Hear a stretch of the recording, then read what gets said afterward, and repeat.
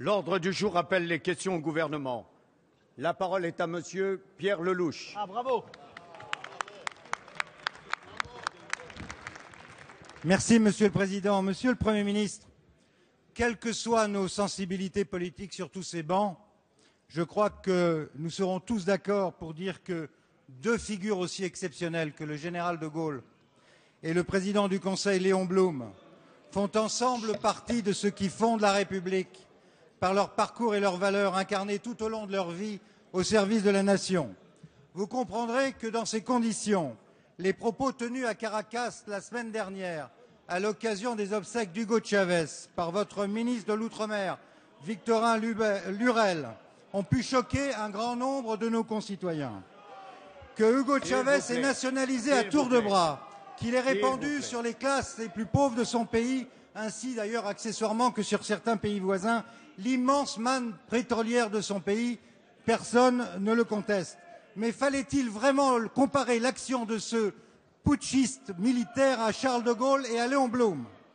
Que je sache, ni Charles de Gaulle ni Léon Blum n'avaient embrigadé le peuple dans des bataillons de chemises rouges, pas plus qu'ils ne pratiquaient le culte de la personnalité, et aucun des deux n'a souhaité être embaumé comme c'est le cas aujourd'hui pour M. Chavez.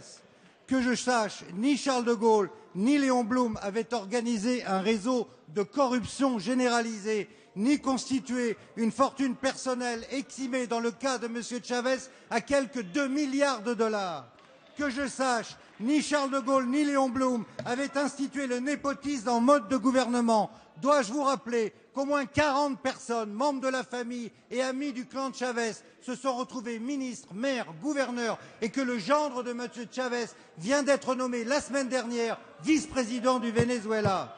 Ni Charles de Gaulle ni Léon Blum n'étaient les amis des dictateurs, pas plus qu'ils ne soutenaient les narcotrafiquants des FARC. Or, il se trouvait à Caracas la semaine dernière la fine fleur des dictateurs les plus infréquentables. Merci. La parole est à Monsieur Laurent Fabius, ministre des Affaires étrangères.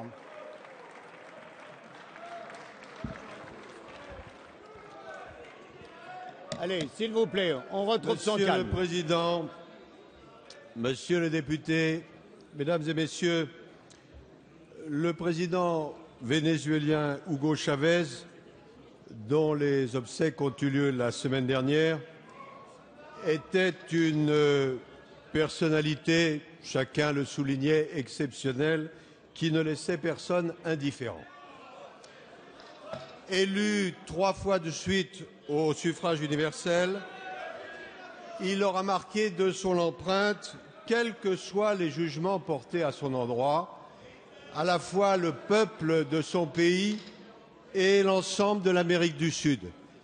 Et il aura été reçu dans beaucoup de pays du monde, en particulier, je le souligne à l'intention de l'auteur de la question, 2 fois lors du quinquennat précédent, avec une mention particulière pour la 2e fois où l'ancien président de la République française avait souhaité établir avec lui, je cite, un partenariat gagnant-gagnant.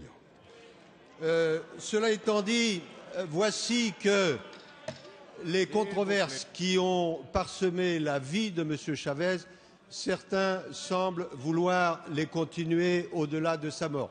Tel n'est pas, Monsieur le député, le souhait du gouvernement français, qui veut à la fois rendre hommage à celui qui s'en va et dire tout simplement, comme l'a fait le président de la République, à l'intention du peuple vénézuélien, que nous souhaitons qu'il surmonte cette épreuve dans la démocratie et dans l'apaisement.